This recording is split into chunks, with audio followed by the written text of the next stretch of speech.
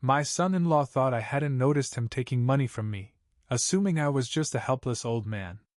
But when he slipped into my room again, planning to grab a few hundred from my wallet, what he saw left him speechless. He would never forget it. Before we continue, please subscribe to the channel and leave in the comments what time it is where you are right now. My hands trembled as I counted the bills for the third time. 20. 40. 60. The numbers blurred together, but the total remained the same. $1,000 missing. I sank to the edge of my bed, staring at the worn leather wallet that had belonged to my father. Every morning for 68 years, I had reached for it in the same spot on my nightstand. But today felt different. Wrong. Maybe I spent it somewhere. I whispered to myself, though the words sounded hollow. Where would I spend $1,000? The grocery store? My usual coffee at Murphy's Diner? I searched frantically. Under the bed, through dresser drawers, every jacket pocket. Nothing. The sick, hollow feeling in my stomach deepened with each empty pocket. The smell of bacon drifted up from the kitchen. Helen was humming some cheerful tune from the radio. Normal morning sounds from what should have been a normal day, but everything had shifted, as if a picture frame had been knocked askew. I walked downstairs slowly, my legs heavier than usual. Helen stood at the stove, flour dusting her blue apron, hair pulled back in the same ponytail she had worn since high school. "Morning, Dad," she said over her shoulder. "Coffee's ready." "Helen, you haven't seen my money, have you? I seem to have misplaced $1,000. Her face immediately showed concern. "Money, Dad? I haven't touched anything in your room. Are you sure you didn't spend it? Maybe you forgot." Her words stung more than they should have. Was I becoming one of those old men who forgot things? Who accused family members of theft because their minds were failing? "What are you two whispering about?" Cleo appeared in the doorway, still in his work clothes from yesterday. His dark eyes flicked between Helen and me. "Money problems again?" I asked casually, keeping my voice steady. "Cleo, you haven't been in my room, have you?" His posture changed instantly, arms crossing, shoulders squaring. "What are you implying, Mr. Hargrove? That I'm some kind of thief?" "I'm not implying anything. I'm simply asking if you've seen it. I work 16-hour days to keep this family afloat." His voice rose sharply. "I don't need to steal from anyone, especially not family." Helen stepped between us, hands fluttering nervously. "Dad, Cleo would never. There has to be an explanation." But I studied Cleo's face as he spoke, the way his eyes wouldn't meet mine fully, the defensive anger that seemed too quick, too practiced. Something cold settled in my chest. "Of course," I said quietly. "I'm sure it will turn up." Cleo grabbed his lunch bag from the counter, checked his reflection in the hallway mirror with unusual care, and headed for the door. "I'm late for work." The door slammed harder than necessary. Helen touched my arm gently. "Dad, you've been under a lot of stress since Mom passed. Sometimes grief makes our minds play tricks." I nodded, but my eyes followed Cleo's truck as it disappeared down Maple Street. 3 years of living alone had taught me every dollar in that wallet. I wasn't losing my mind. I was being robbed. That evening, we gathered in the living room like any other family. Helen folded laundry on the couch, sorting Cleo's work shirts into neat piles. I pretended to read the sports section, but my eyes kept drifting to Cleo, pacing near the window. He couldn't sit still. Every few minutes he checked his phone, ran a hand through his hair, or adjusted the blinds. Nervous energy radiated from him like heat from a radiator. "Honey," he said suddenly, turning to Helen with a smile that seemed too bright. "I have a surprise for you. Close your eyes." Helen's face lit up with genuine delight. "Lo, what did you do?" "Just close your eyes and hold out your hand." I lowered my newspaper slightly, watching as Cleo produced a small velvet jewelry box from his jacket pocket, the kind you only found in high-end downtown stores, not the discount shops we usually visited. Helen gasped as she opened it. "Oh my goodness, it's beautiful. Where did you get the money for this?" The gold chain inside caught the living room light, delicate yet substantial. 18-carat if I had to guess. Real gold, not plated. Years in Detroit's automotive industry had taught me to recognize quality. I picked up extra shifts at the warehouse, Cleo said, chest puffing with pride. Work all weekend loading trucks, double overtime pay. You never told me you were working weekends, Helen said, her voice filled with wonder, not suspicion. I wanted it to be a surprise, Cleo replied. When you're trying to provide for your family, you find ways to make it happen. I folded my newspaper carefully. They pay pretty well for weekend work these days, I asked, keeping my tone casual. Cleo's smile tightened ever so slightly. Time and a half on Saturday, double time on Sunday, plus hazard pay for handling chemical shipments. Which warehouse? I asked, conversational, mildly interested. The one off 8 Mile. New contract with Ford. He was already helping Helen fasten the chain around her neck. Dangerous work, but worth it to see my wife smile, he said. Helen threw her arms around him, tears glimmering in her eyes. It's the most beautiful thing anyone's ever given me.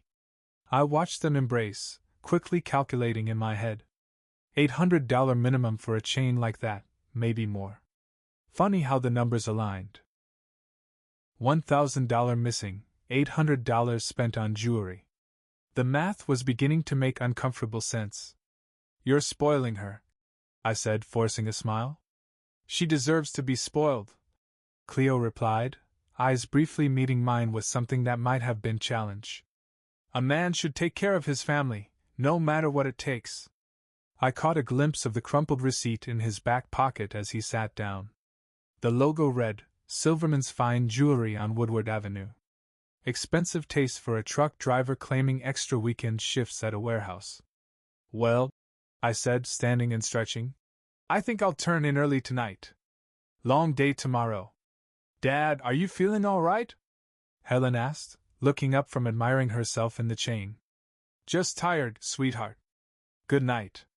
But I didn't go to sleep. I sat on the edge of my bed, wallet in my hands, listening to their happy conversation drifting up from downstairs. Helen's laughter mingled with Cleo's deeper voice, painting a picture of domestic bliss. And yet the connection was impossible to ignore. Missing money. An expensive gift. Lies about weekend work that I could easily verify with a single call to the warehouse district. I had been an engineer for 43 years. I knew how to follow evidence, even when the solution wasn't what I wanted to find. 3 weeks later, I sat on my bed at 8 in the morning, wallet open in my hands, staring at the undeniable truth. Exactly $500 missing. This time, there was no confusion, no self-doubt about my memory. I had been checking my wallet every morning since the first theft, mentally tracking every dollar spent. Yesterday evening, I had $800. Now there was $300. The theft had occurred sometime after midnight, while Helen and I slept. Cleo had been the last to arrive from his supposed evening shift, coming home around 11:30, the faint smell of beer clinging to him. I set the wallet on the nightstand and walked to the window. Cleo's truck was already gone. He left for work at 7:30 sharp every morning, but that morning I'd heard him humming in the bathroom at 6 o'clock as he got ready. The pattern was becoming clear: steal money, act normal, maybe even cheerful, then spend it on something to make Helen happy. Divide her loyalty between husband and father. But I wasn't going to be a victim anymore. I picked up the phone and dialed information. Detroit Electronics, downtown district, please. A clerk's voice answered, helpful and professional. Detroit Electronics, how can I help you? Good morning. Do you carry small hidden cameras? Yes, sir. We have several models. What's your application? Home security. I need something discreet. Wireless units, night vision, motion activated, connects to your smartphone. Very popular lately. I'll be in this morning to look at your selection. Downstairs, Helen was getting ready for her shift at the supermarket. She looked up as I descended the stairs, already dressed in my good jacket. Dad, where are you going so early? Into town, honey. Need to pick up something from the electronics store. Want Cleo to drive you? He's heading that way for work. No thanks. I prefer to drive myself. Helen kissed my cheek. Be careful on those downtown streets. They're doing construction on Woodward. I patted her shoulder, hating that I couldn't tell her the truth. Not yet. Not until I had proof she couldn't deny. In my car, I checked the rearview mirror before backing out. My reflection was different than it had been in months. Determined. The confused, grieving widower was gone. The engineer was back, ready to solve a problem with methodical precision. The missing money wasn't random. The amounts, the timing, the defensive reactions, it all pointed to a calculated plan.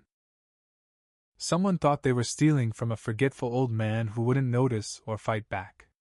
They were about to learn how wrong they were. I drove toward downtown Detroit with calm, steady hands, my mind already mapping out the technical details I'd need. Night vision, motion activation, smartphone connectivity, maybe audio recording if Michigan law allowed it. Evidence first, confrontation second, justice third. The rules had changed, but Cleo didn't know it yet. Techworld Electronics on Woodward Avenue gleamed like a beacon of possibility. I parked carefully between two compact cars, noting the store's security cameras above the entrance. If I was going to catch a thief, I had to think like one. The electronic door chime announced my arrival. Rows of gadgets stretched before me, smartphones, tablets, home security equipment. A young clerk with thick glasses approached, probably wondering what an older man wanted with all this tech. Can I help you find something specific, sir? He asked. Home security cameras, I said. Discreet but reliable. His face lit up with professional interest. Residential or commercial? Personal. I need clear image quality, especially in low light. He led me to a display wall of compact cameras. The boxes promised features I'd only seen in movies: night vision, motion detection, smartphone connectivity. Technology had come a long way since my engineering days. This model, he said, pointing to a small black device, records up to 12 hours on a full charge. I studied the specs card. And in darkness? Crystal clear facial recognition up to 10 feet. Infrared sensors activate automatically when ambient light drops. Motion sensitivity adjustable through the app.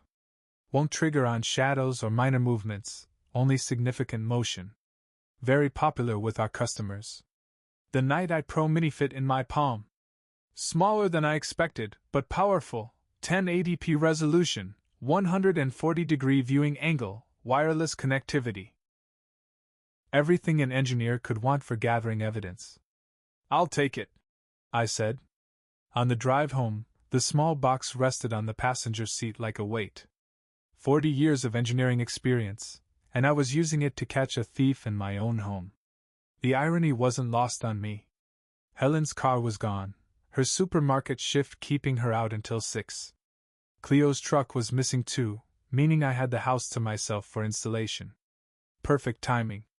Inside, I spread the camera components across the kitchen table like puzzle pieces. The manual was surprisingly straightforward: mount, connect to Wi-Fi, download the app, calibrate. Basic technology, even for someone my age. In my bedroom, I studied the layout with an engineer's eye. The nightstand faced the dresser, behind which a framed photo of Helen's wedding would hide the camera perfectly. Positioning required precision: too high, and it would miss the nightstand; too low, and furniture would block the view. I adjusted 3 times before achieving optimal coverage of both wallet and water glass. The smartphone app connected instantly, displaying a sharp black and white view of my room, complete with timestamp and battery indicator. I tested night vision by closing the curtains. Infrared sensors illuminated every detail.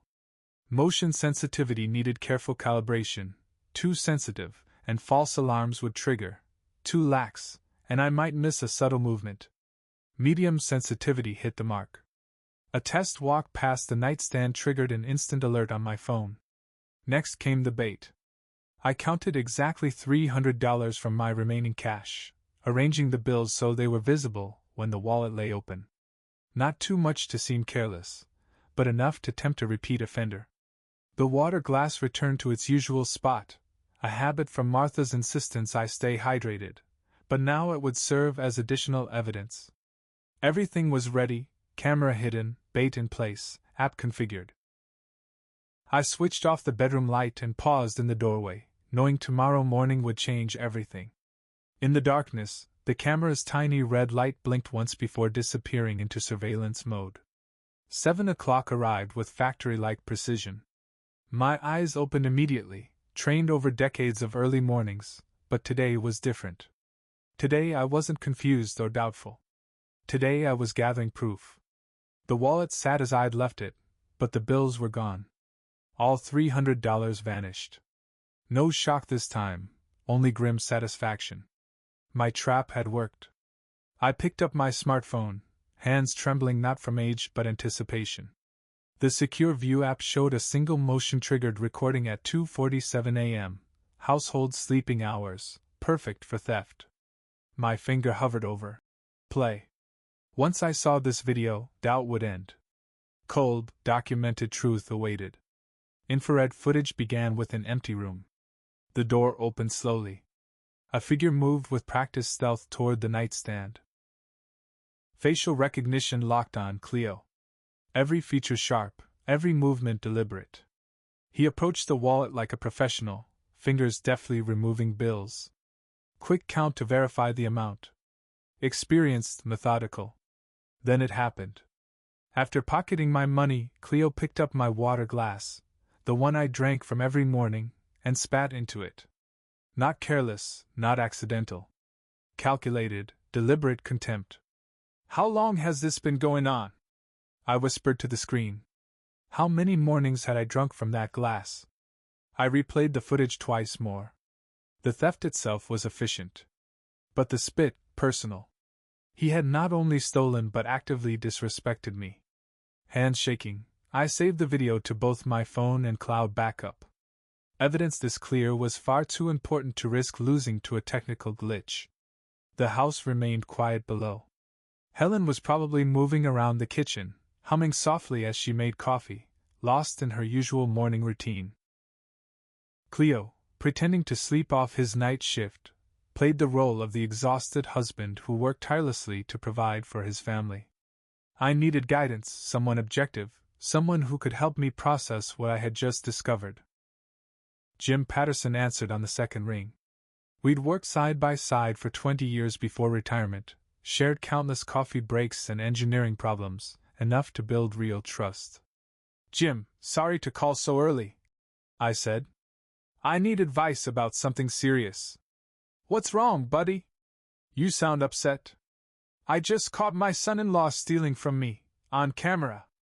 A silence stretched across the line. "Are you absolutely certain?" Jim finally asked. "Video evidence. Clear as daylight. Shows his face, shows him taking my money, shows him." I paused, still processing the part that made my blood run cold. "Spitting into my glass?" "Shows actions proving this wasn't the first time." "What are you going to do?" "I don't know yet. Helen doesn't suspect anything. This will shatter her world." "Evidence is evidence, Lester," Jim said firmly. "You can't ignore theft just to protect feelings." "I know," I admitted. "But she loves him, has no idea what kind of man she married." Maybe it's time she learned. After hanging up, I sat on the edge of my bed, staring at the frozen video frame, Cleo's face perfectly illuminated by infrared light, every detail captured. Timing, actions, identity, methodical, irrefutable proof of calculated theft. Now I had evidence, but what exactly was I going to do with it? Through the thin walls, I could hear Helen moving around the master bedroom, dressing for another day of blissful ignorance. Soon she would kiss my forehead and leave for work, completely unaware that her husband was a thief, and something far worse. The living room felt different that morning. Same furniture, same photographs, same sunlight filtering through the lace curtains Martha had hung 15 years ago, but the air was charged, heavy, altered.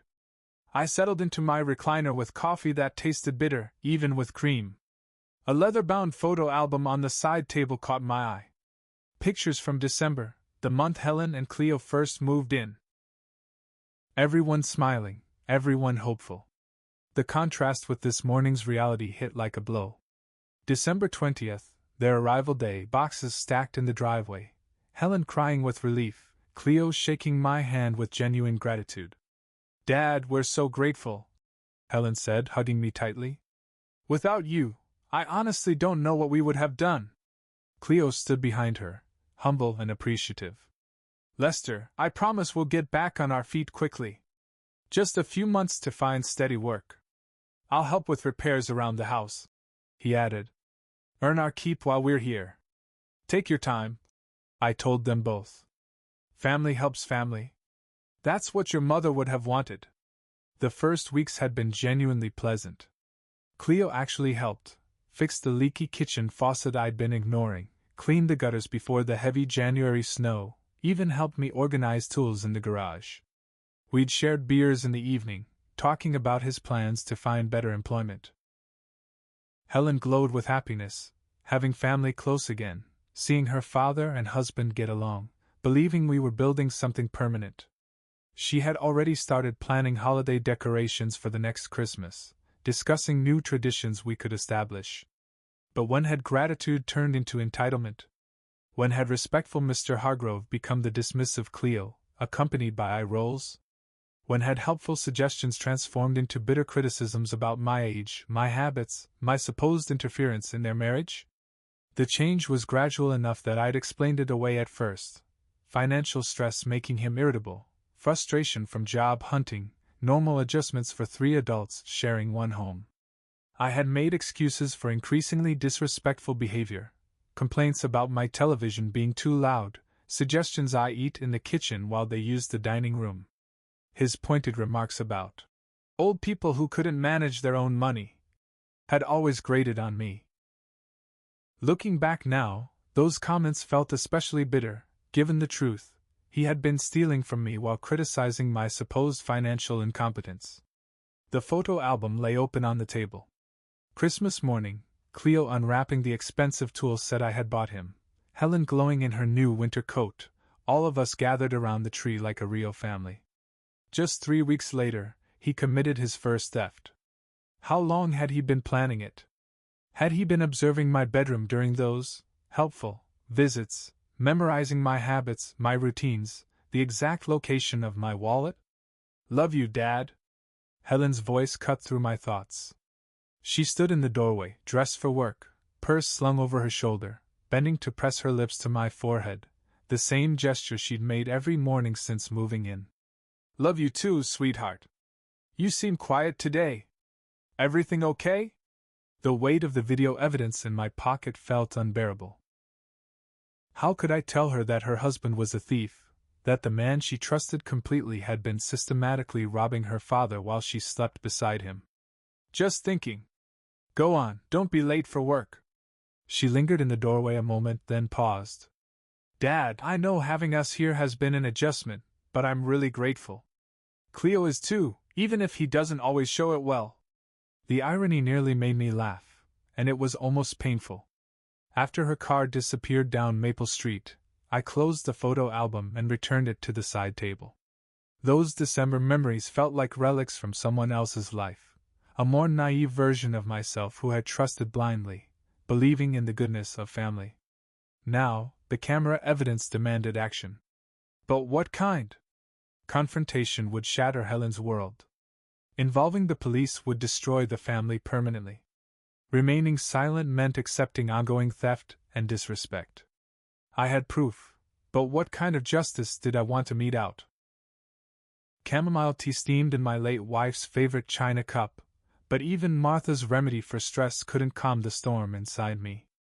I sat at the kitchen table, the 2025 wall calendar spread before me, red pen in hand, marking dates like a detective building a case.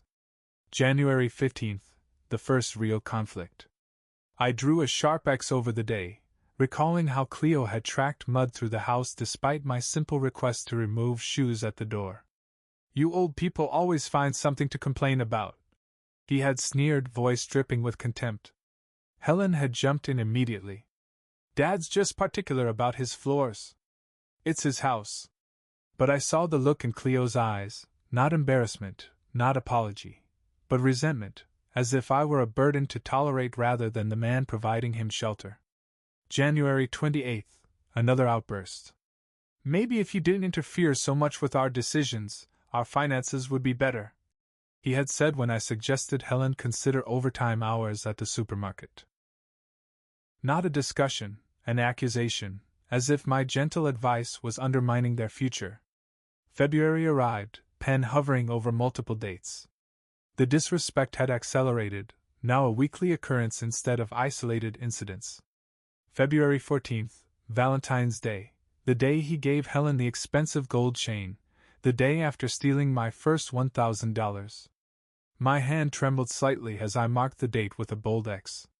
He had been planning this from the start, measuring my routines while criticizing my outdated lifestyle. Every complaint, every casual remark about house rules had been reconnaissance for theft. February 26th. This house feels like a prison with all these ridiculous rules. Helen had nodded along, caught between loyalty to her husband and respect for me. I watched her struggle while Cleo methodically undermined my authority in my own home. March dates multiplied under red ink, each X representing another verbal assault disguised as family tension. Old folks can't handle change. Maybe it's time to consider assisted living. Some people shouldn't manage their own money. The last comment made my stomach turn. While questioning my mental capacity, he had been stealing proof of his own criminal behavior. I closed the calendar and checked the kitchen clock. 7:30 p.m. Helen would be working late inventory at the supermarket. The house would be empty, and the moment for action was approaching. Cleo claimed he was picking up overtime at the warehouse, though by now I knew better. His evening hours had little to do with legitimate work. Tomorrow, I would drive downtown for specialized supplies. Tonight I planned. The video evidence had revealed Cleo's criminal behavior. The marked calendar dates exposed his manipulative nature. Together they would serve as the foundation for a lesson long overdue. I rinsed Martha's teacup carefully, treating it with the reverence Cleo had never shown this house, or its owner. Tomorrow would begin the final phase of a 3-month-long education. Some people needed to understand that disrespecting their benefactor came with consequences. Prankster's Paradise blazed in neon above a storefront that looked as though a carnival had exploded inside. I double-checked the address before parking, feeling slightly out of place among whoopee cushions, fake spiders, and rows of brightly colored novelties. This wasn't about humor. This was about justice. Inside, shelves climbed from floor to ceiling, crammed with every imaginable practical joke: buzzer handshakes, squirting flowers, rubber snakes. A young clerk with purple hair and multiple piercings approached, eyeing me curiously, a serious-faced grandfather studying shock devices. "Looking for something specific, sir?" she asked. "Something that delivers consequences for unwanted behavior.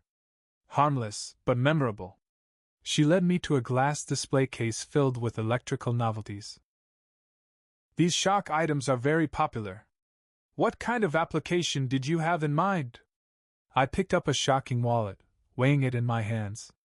The leather felt genuine, indistinguishable from a normal billfold. "How strong is the charge?" I asked.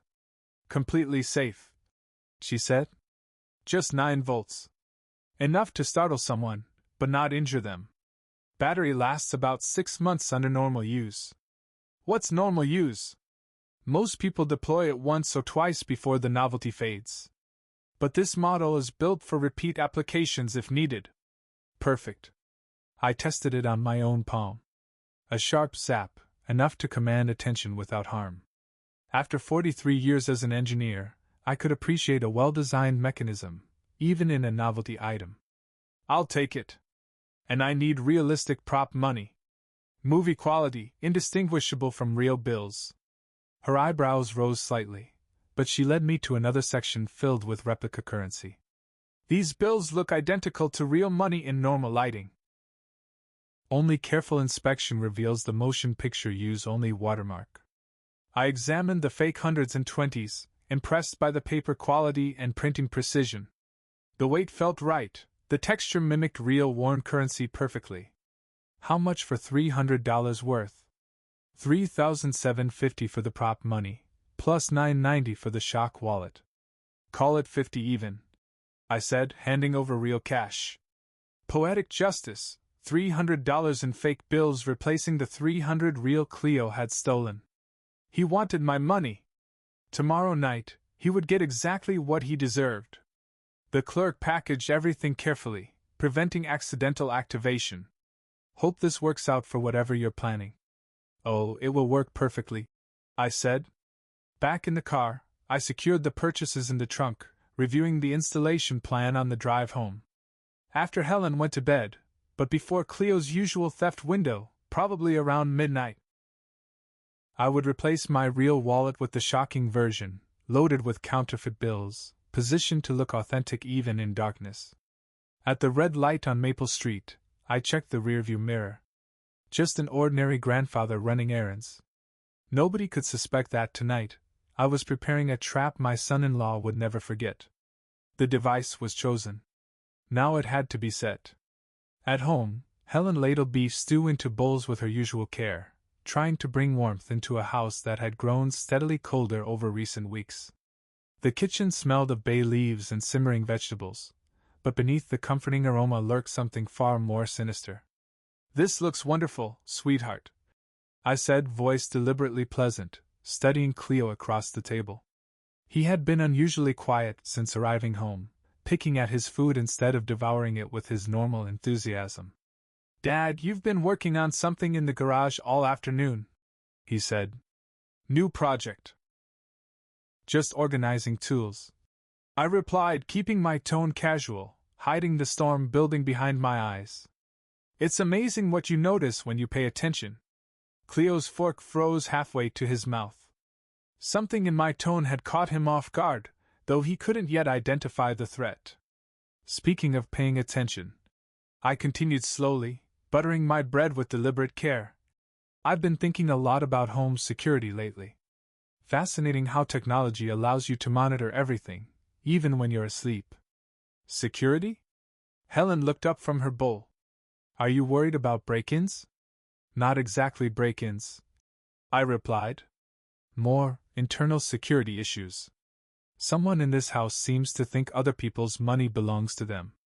Cleo set his fork down completely. "Here we go again with your paranoia, Lester. Maybe you just forget where you spend your money and blame others." "Paranoia?" I smiled, but it was cold, without warmth. "That's an interesting theory, Cleo. Tell me. How much did that warehouse overtime pay you last weekend?" His jaw tightened. "Why does that matter?" "Just curious," I said, keeping my tone casual. "Some people seem to earn money very easily for very little actual work."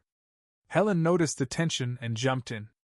"Can't we just have one peaceful family meal? You've both been tense all week. Your father's making accusations he can't prove." Cleo's facade cracked, revealing the man beneath. "I'm tired of listening to complaints from a cheap old man who counts every penny like it's his last." The silence that followed was deafening. Helen's spoon clattered against her bowl. "Cheap old man," I repeated softly, leaning back in my chair. Fascinating choice of words from someone living rent-free in my house. "Lester," Cleo began, but I held up a hand.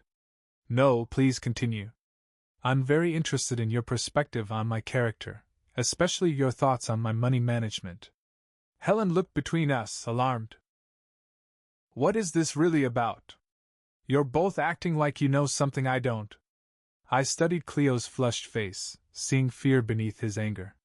He knew he'd gone too far, revealed too much of himself, but he had no idea how much I actually knew. "Your husband and I just have different philosophies about respect," I said finally. "Isn't that right, Cleo?" He pushed back from the table abruptly.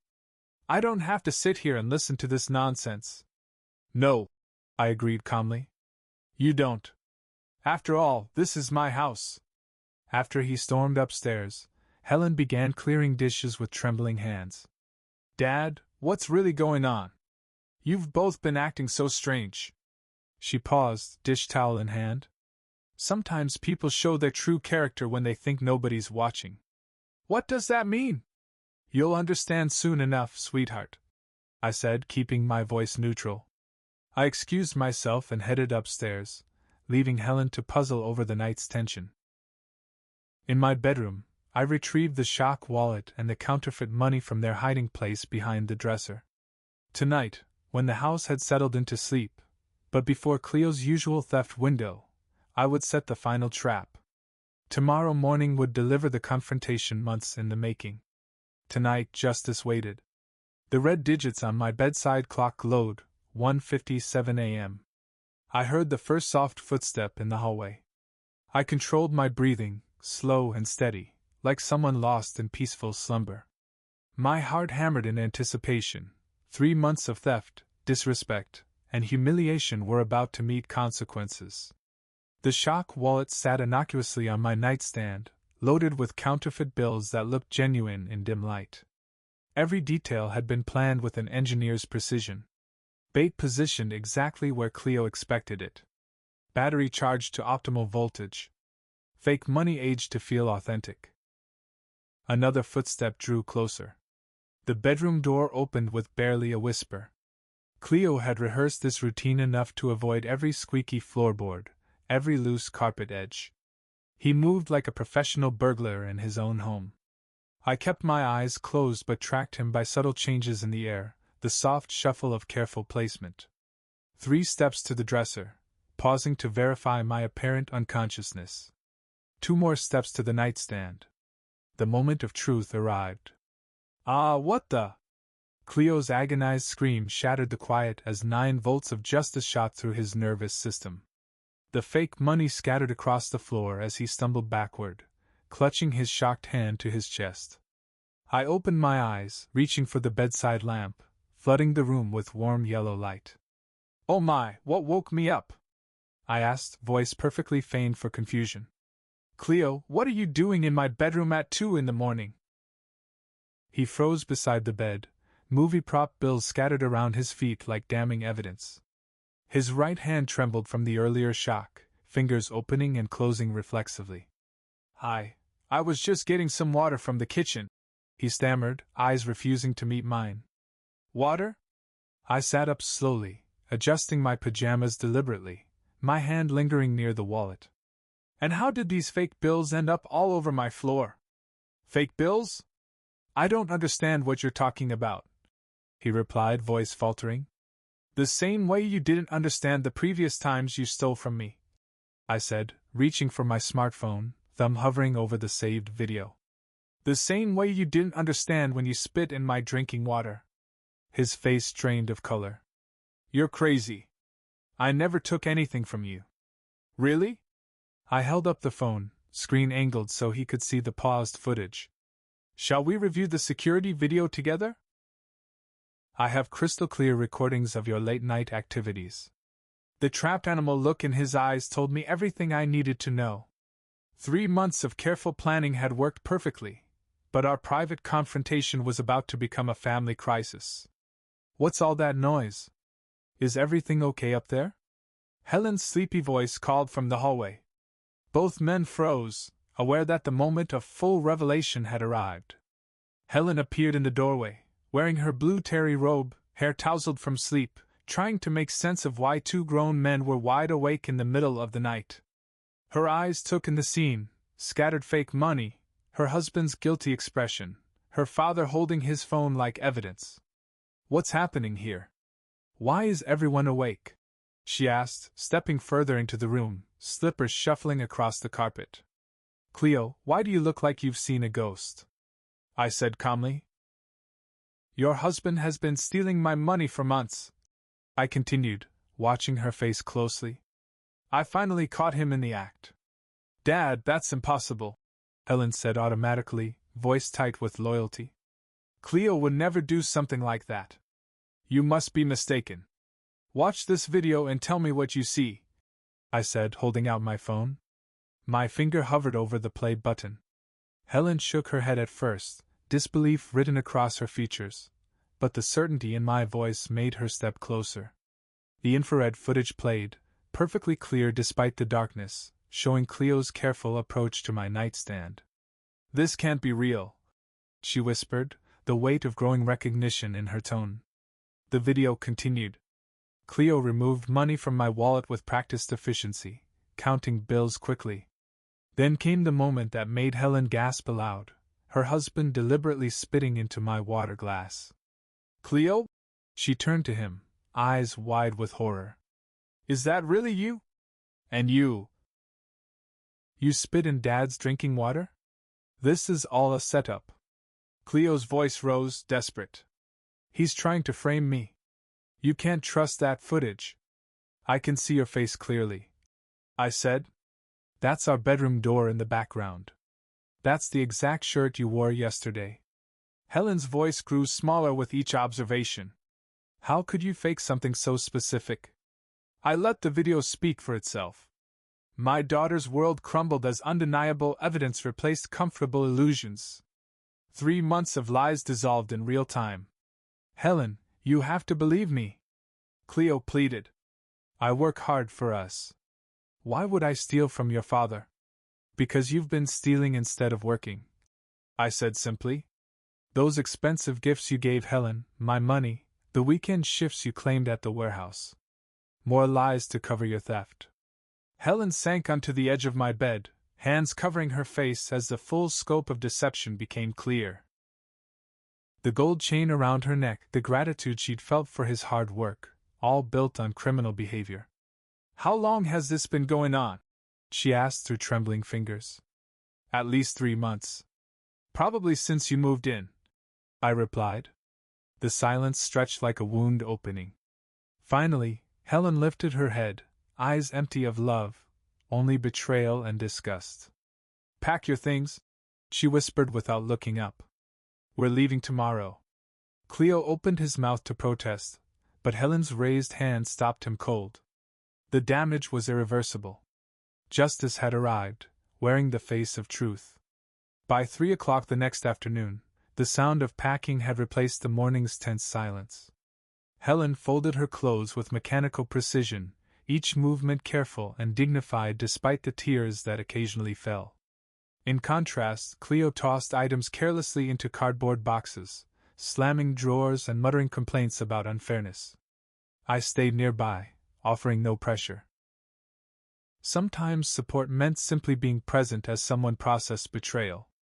"Dad, I owe you an apology," Helen said quietly as she wrapped her fine dishes in newspaper. "I should have seen what was happening, should have questioned where that money came from." "You're not at fault, honey," I reassured her. "You trusted, as families should. That's not weakness. That's how good people live." Helen paused in her packing, glancing around the guest room that had served as her temporary sanctuary. "I don't know where we'll go. I just know we can't stay here anymore." "You have your job, your own income," I said. "You'll figure it out. And you'll always be welcome back here when you're ready. This is your home, too." I handed her another sheet of newspaper for packing. Outside, Cleo loaded boxes into his truck with aggressive efficiency, each movement radiating resentment. Neighbors peered through their blinds, pretending not to watch, but suburban curiosity always overpowered civility. As Helen carried her final suitcase to the driveway, she stopped beside me on the front steps. "I hate that it came to this, but I'm glad you showed me the truth. Living with lies would have been worse. I'm proud of you for having the courage to face it." She hugged me tightly, an embrace that said goodbye, "Thank you, and I love you all at once." "I'll call you when we're settled," she whispered. "I need some time to process everything." Cleo slammed the truck's tailgate and turned to me, barely containing his anger. "You'll regret destroying this family, old man. We'll see who's right in the end. Just drive carefully," I said evenly. "Take care of my daughter. That's all that matters now." Helen climbed into the passenger seat without looking back. The diesel engine rumbled to life, exhaust curling in the cool April air. I watched them disappear down Maple Street, Helen's profile clear through the side window, sad but resolute. Stepping back inside, the house felt different. Quieter. More spacious. Mine again. I brewed a single cup of coffee instead of the family pot I had grown accustomed to and settled into my recliner with the evening paper. Outside, spring darkness blanketed the neighborhood, peaceful and undisturbed. No more missing money. No more disrespect. No more walking on eggshells in my own home. Justice had not been revenge. It had been protection. The engineer's method had worked perfectly: identify the problem, design a solution, implement the fix, verify the results. Sometimes protecting family meant having the courage to reveal uncomfortable truths, even when those truths shattered long-held illusions. My home was secure again. The problem had been solved. If you enjoyed this story, please like this video, subscribe to the channel, and share your thoughts in the comments. To hear the next story, click on the box to the left. Thank you for watching.